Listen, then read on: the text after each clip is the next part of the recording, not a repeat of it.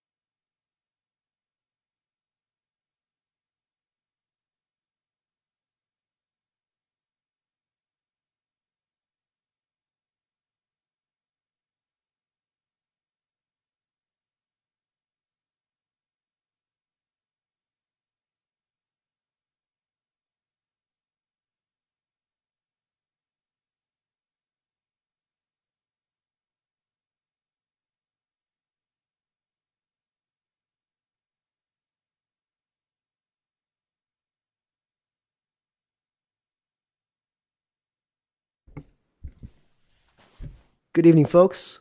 Could those online hear us okay? You can give us a thumbs up.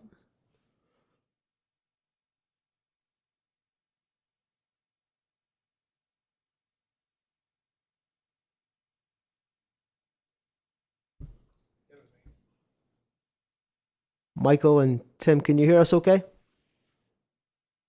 Yeah, we can hear you loud and clear. Excellent, thank you. Yep, I'm good. Great. Good evening, folks. My name is Ben Puzanov, and I'm with Thames Valley's planning team. And joining me today are Jeff Vogt, Superintendent of Facility Services and Capital Planning, Superintendents Bainan and Vacant, responsible for schools involved in this attendance area review, as well as Eric Miles, who's a planner with our team here at Thames Valley. We're here tonight to present an initial attendance area review report for East Central London. We wanted to thank those on the call for volunteering to represent your school communities as part of this important process. The report that's going to be presented this evening contemplates boundary adjustments for East Carling Public School, Prince Charles Public School, Aberdeen Public School, and Trafalgar Public School in order to balance enrollment. This meeting is the first step in the public consultation process for this review, and it's intended to provide school communities with information regarding what's being considered and how to provide the board with feedback, as well as comments and suggestions. Up on the screen is our agenda for this evening. We'll first provide an overview of the attendance area review process, as well as the procedure documents and timelines for this review. We'll then review the roles and responsibilities of attendance area review committee members. Eric from our team will then present the initial attendance area review report, and then we'll have an opportunity for Q&A. We'll be monitoring the question box during the discussion today. As some of the questions may be answered through the course of this presentation, we'll address those at the end of the meeting. We also encourage you to ask questions and seek clarification verbally at that time. Before outlining the proposed boundary changes under consideration, we're going to start by providing an overview of this attendance area review process and the role of attendance area review committee members. An attendance area review is a process by which Thames Valley changes boundaries to optimize enrollment and balance attendance across specific geographic areas. This is a process that's generally needed because of growing or declining enrollment to ensure that optimal learning environments continue to be offered to all of our students.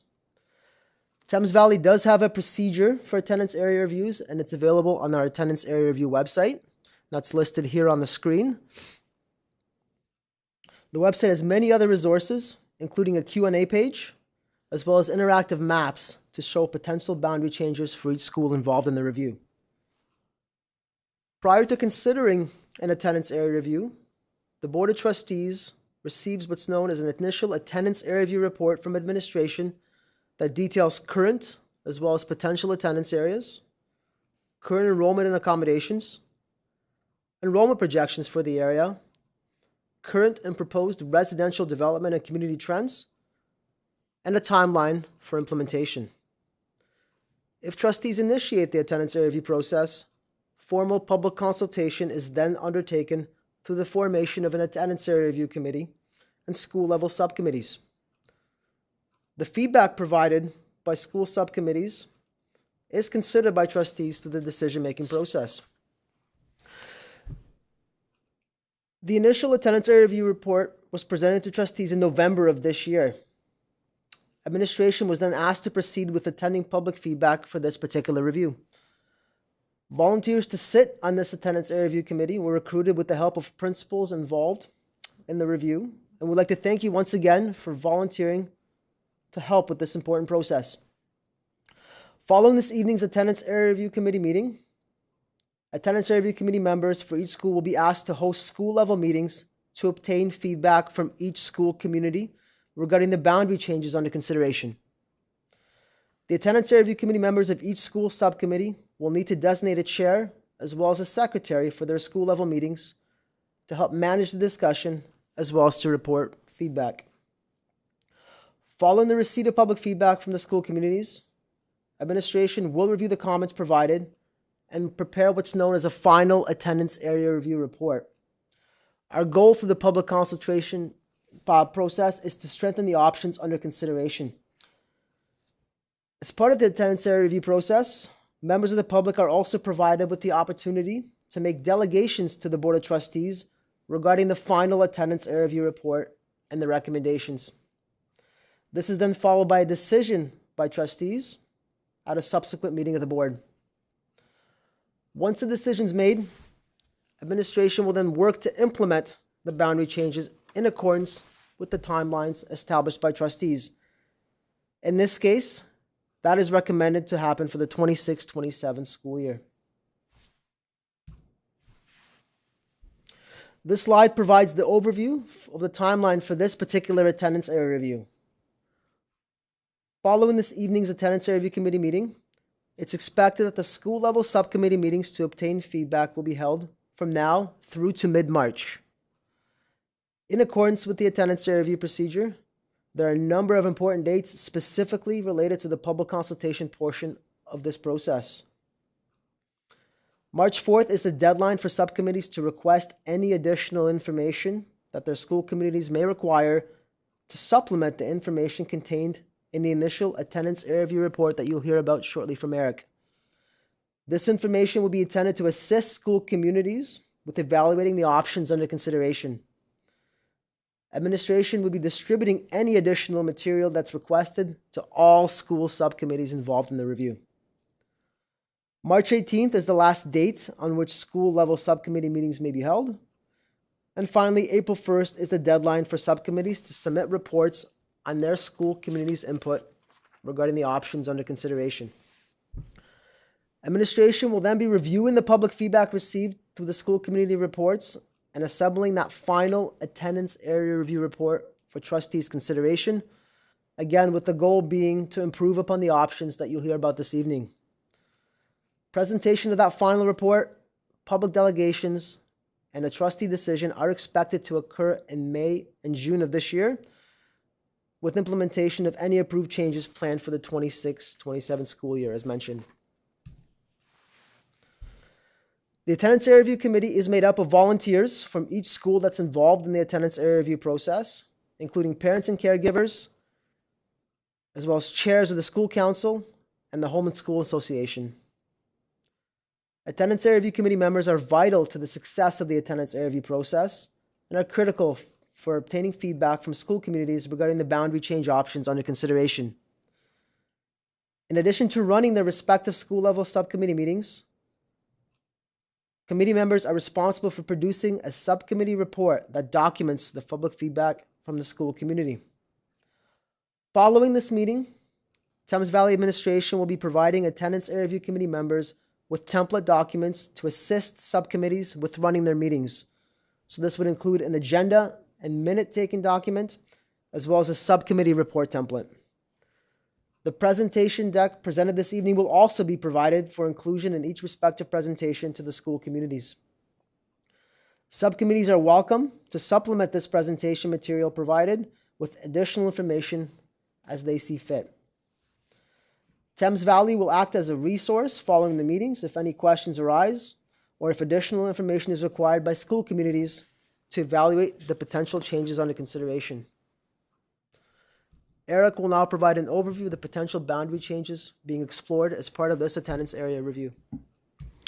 Thanks, Ben. So on the screen is a brief overview of the schools that are involved in this review. So there's 4 schools involved. I'll just quickly walk through each one and provide some context about each school. So beginning with East Carling, this school has a capacity of 461 pupil places and had to be capped to new registrations for the 24-25 school year due to enrollment pressure.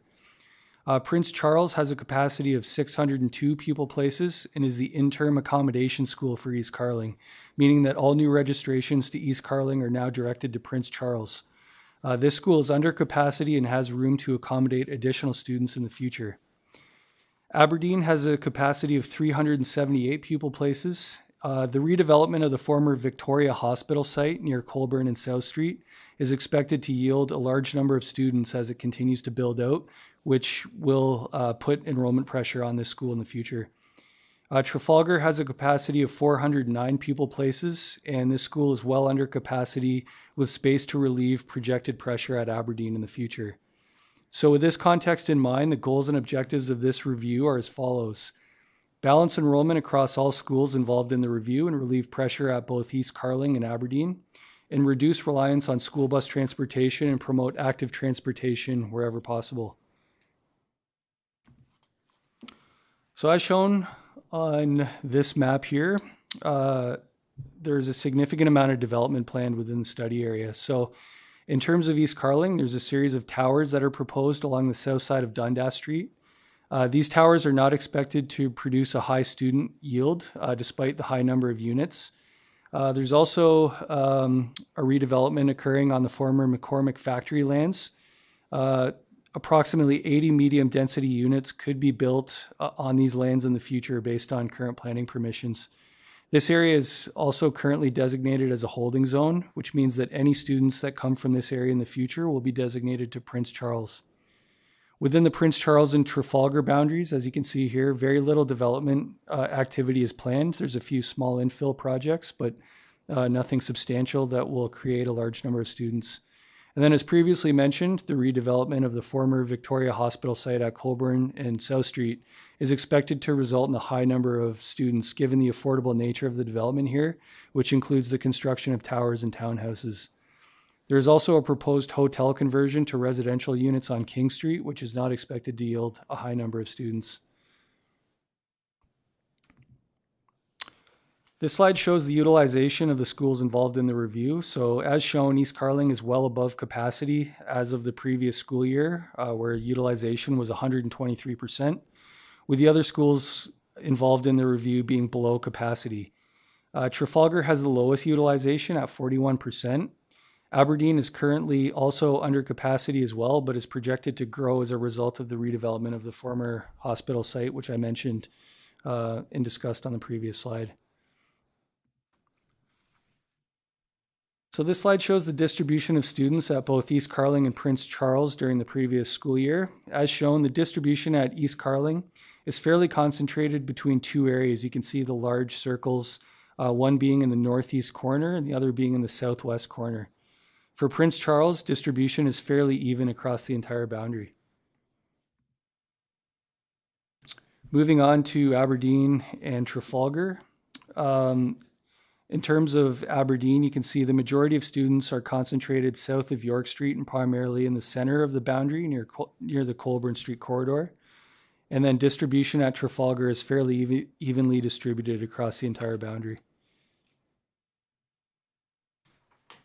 So over the next couple of slides, I'll walk through the proposed boundary options. While these interventions are designed to balance facility utilizations in specific areas, each proposed boundary adjustment considers the broader impacts on the community. So for example, boundaries have been designed to follow major roads or features like parks and railways wherever possible.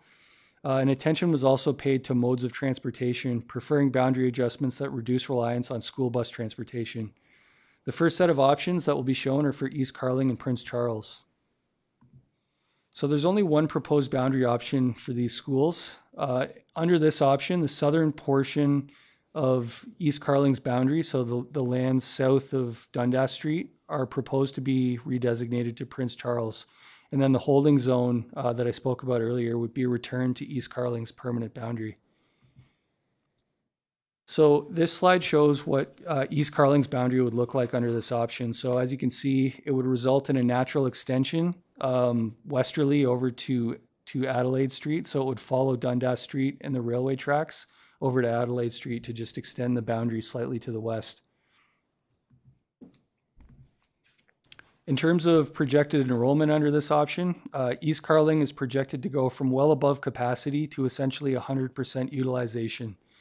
The green line on on both of these graphs represents school capacity, and the blue line is enrollment. So as you can see on the second graph, which shows what is projected to happen if the proposed boundary change was approved, you can see here that utilization and capacity are essentially the same, which is ideal.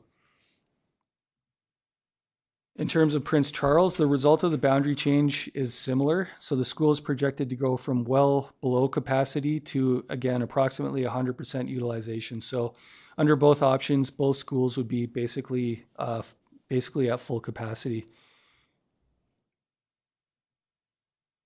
So we'll now move over to Aberdeen and Trafalgar, where two options are proposed for consideration for each school.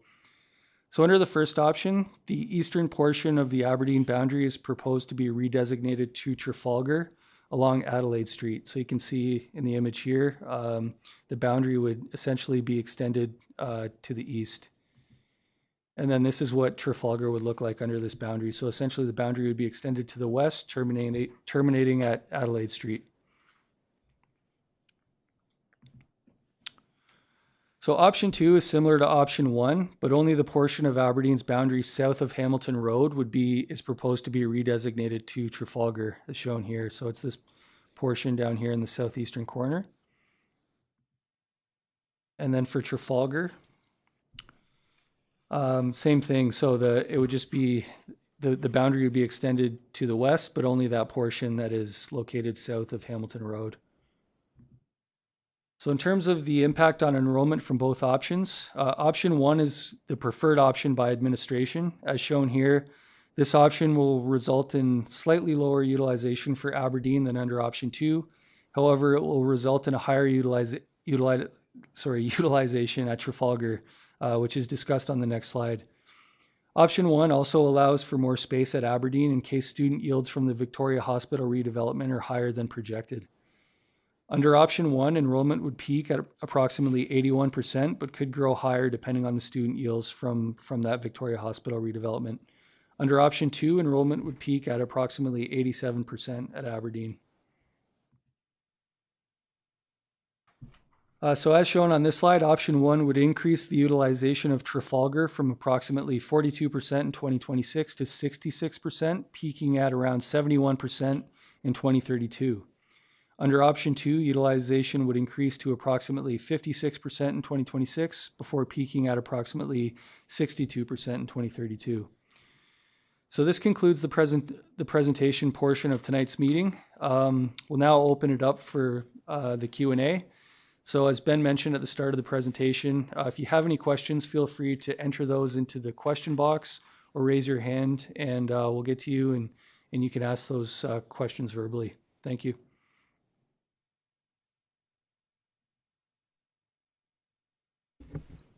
Thank you, Eric. We'll just give folks a moment.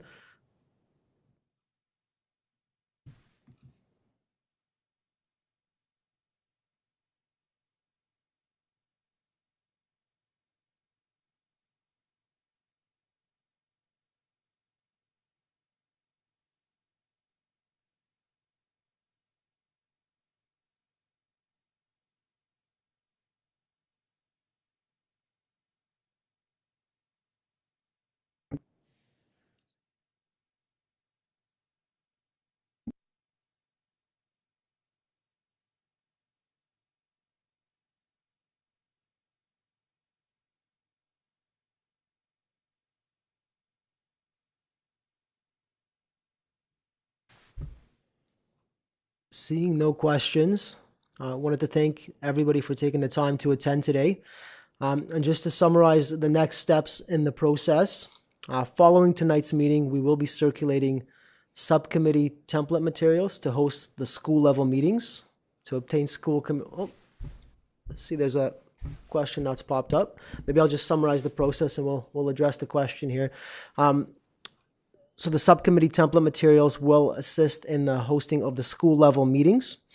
And then essentially the school community reports would be drafted and they would help TVD administration to prepare that final attendance area review report that will be presented to trustees later this school year.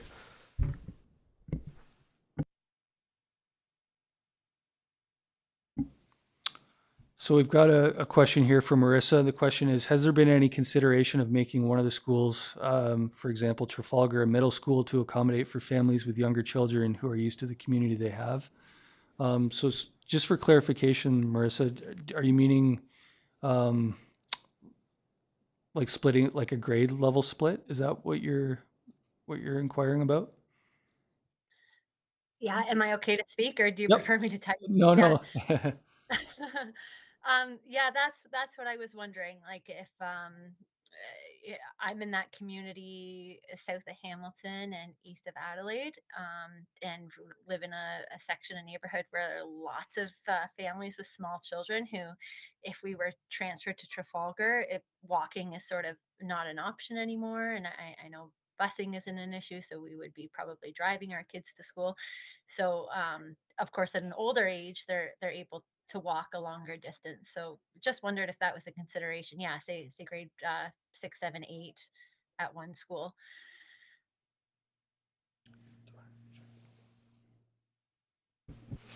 Thank you very much for the question. So the options presented this evening don't contemplate that arrangement, Marissa, but certainly as part of the school community input and the subcommittee meetings, we're happy to receive that information and to consider sort of a different grade arrangement. You likely will require some additional information from us. So we're definitely happy to connect with you offline and provide any additional information that you think would be helpful to consider that. Thank you. Thank you.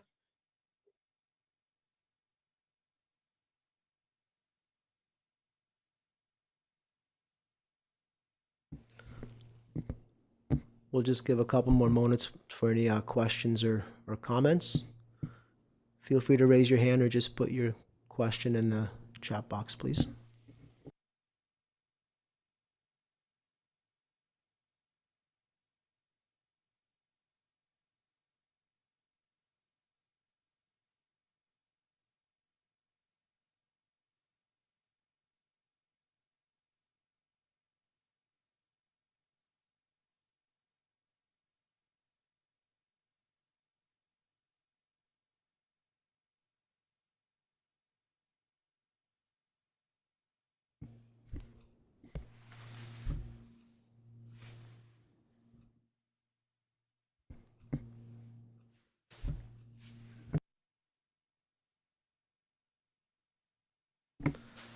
Seeing no other questions, thank you again for taking the time to attend tonight's meeting, and we'll be in touch.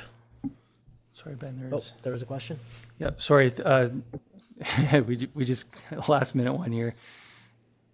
Has the growth from Kellogg's property been taken into consideration for overcapacity growth for East Carling in the near future?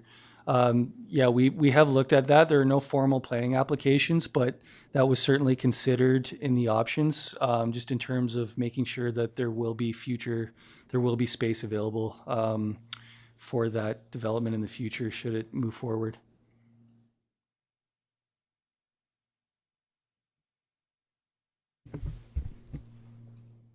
Thanks, Eric. Marissa, hopefully that answers your question.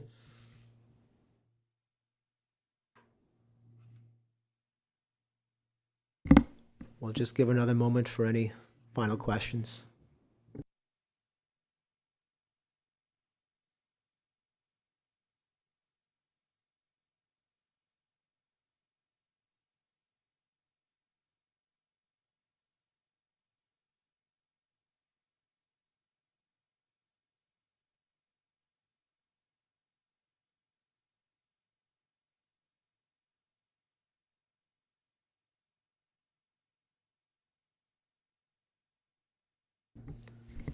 See no further questions. Thank you everyone for taking the time to attend today, and we will be following up with you regarding next steps.